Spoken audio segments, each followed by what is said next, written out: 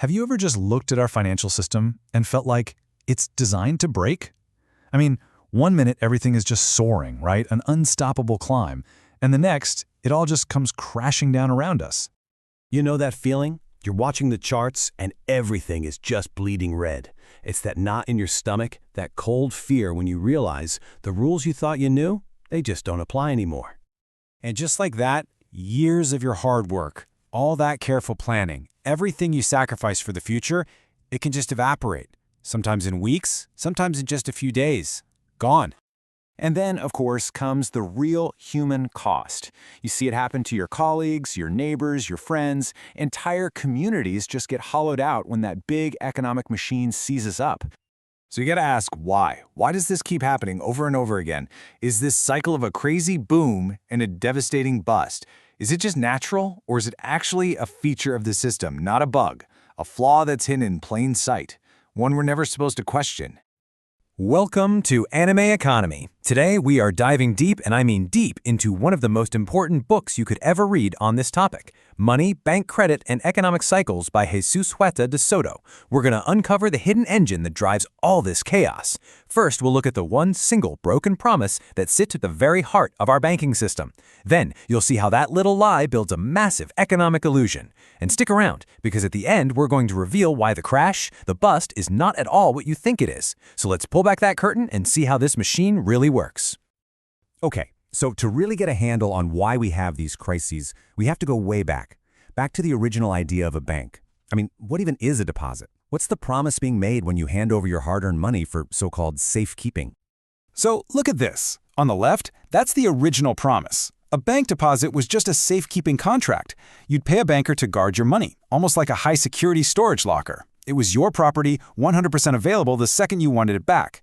But on the right, well, that's our world today. The fractional reserve system. The moment you deposit your money, it's not held in custody. Nope, it's immediately lent out to somebody else. The bank stops being your guardian and becomes your debtor. They only keep a tiny fraction of the actual cash and, just cross their fingers and hope not everyone asks for their money back at the same time. And get this isn't some new radical idea. This quote on the screen is from the ancient Greek orator Socrates. He's saying that back then, if a banker used a client's deposited money for his own deals, it was considered fraud, straight up illegal. Roman law said the exact same thing. The entire foundation of banking was built on one thing: trust. The trust that your money was actually there, and that single promise has been completely, fundamentally broken. That act, right there, is the starting point for the entire boom-bust cycle.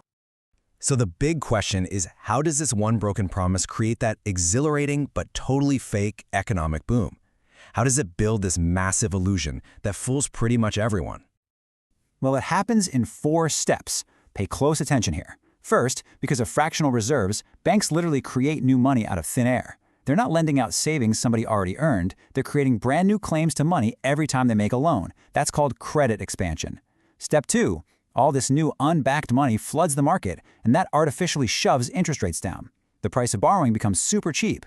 Third, and this is crucial, that super low interest rate sends a completely false signal to the entire economy. It tricks entrepreneurs into thinking society has saved up this giant pool of real resources just waiting to be invested. It basically screams, hey, the coast is clear. Build, expand, go for those huge ambitious plans. But it's a lie. The savings aren't real. And finally, step 4, entrepreneurs react to that lie. They start these huge projects that simply cannot be sustained. This is what the book calls malinvestment. Investments that don't match up with what people actually want or what resources we actually have. Think of it like an anime character using a forbidden power-up. Yeah, they get this insane temporary surge of strength, but the price is always a guaranteed collapse.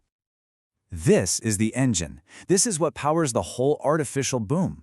And if you're having that aha moment right now, if you're starting to see just how the game is rigged, do me a quick favor and help someone else see it too. Just hit that like button and share this explainer.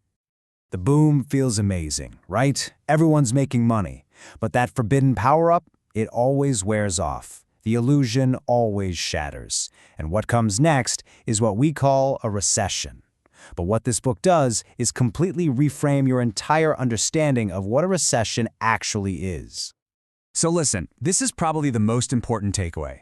The recession isn't the sickness. It's the market's painful, but absolutely necessary, attempt to cure the sickness. The real disease was the artificial boom, which was fueled by the poison of easy money. The recession is just the economy trying to detox. It's selling off the bad investments, moving resources back to where people actually need them, and correcting all the dumb mistakes that were made during the mania. Huerta de Soto uses this perfect metaphor. The artificial boom is like a monetary binge. The bust, that's the inevitable, throbbing, painful hangover. It's not some random accident. It is the direct consequence of the wild party that came right before it. The pain is actually a good sign. It's a sign that reality is finally starting to kick back in. And this quote from Nobel laureate F.A. Hayek just nails it. When a recession hits, what do you see? Empty factories, half-finished buildings, machines sitting idle. A lot of economists look at that unused capacity and say, see, the problem is people aren't spending enough. But Hayek shows us they have it completely backwards.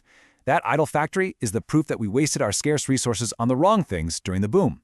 We don't have the other materials or the real savings we need to actually finish or run those projects because people's needs for everyday stuff are just too urgent. It's like we started building a skyscraper, but ran out of steel halfway up. The empty frame isn't a sign we need to spend more, it's a monument to our original mistake. All right, so if the problem is this artificial boom created by fractional reserve banking, what's the solution? Well, the book proposes something pretty radical. A return to sound legal principles and, frankly, just honest banking. The answer is a 100% reserve banking system. Now, this doesn't mean we get rid of banks. It just means we make them honest by separating their two very different functions.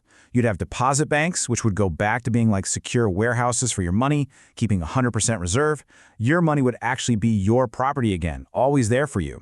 Then, separately, you'd have loan banks. These would be true financial intermediaries. They would take money that people have voluntarily and knowingly chosen to save and invest for a certain amount of time, and then lend that real money out to borrowers.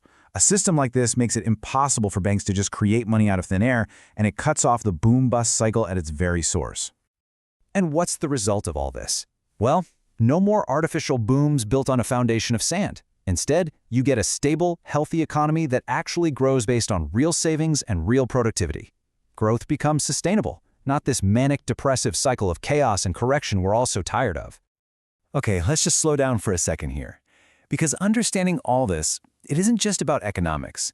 It's really about philosophy. It's about what kind of society we actually want to live in. And this really brings us to a fundamental choice. On one side, we've got our current system. It offers this illusion of easy, centrally managed growth, but the price we pay is constant instability, fragility, and the trauma of these recurring crises. On the other side, we have the solution proposed in the book. It's based on discipline, private property, and sound legal principles. It doesn't promise some magic power-up, but it does offer the foundation for a sustainable, genuine prosperity. So, I guess the ultimate question this book leaves us with is this. What do we value more? The seductive illusion of easy growth or the demanding foundation of real stability? I'd genuinely love to know what you think, so drop your thoughts in the comments below. Thank you so much for watching. Seriously, it takes real focus and commitment to get to the bottom of a topic this deep. And if you stayed all the way to the end, you're not just curious. It means you're part of a small group of people who are truly committed to understanding how the economy actually works and how it shapes our entire world. You've got the discipline to see things through, and believe me, that alone separates you from the vast majority.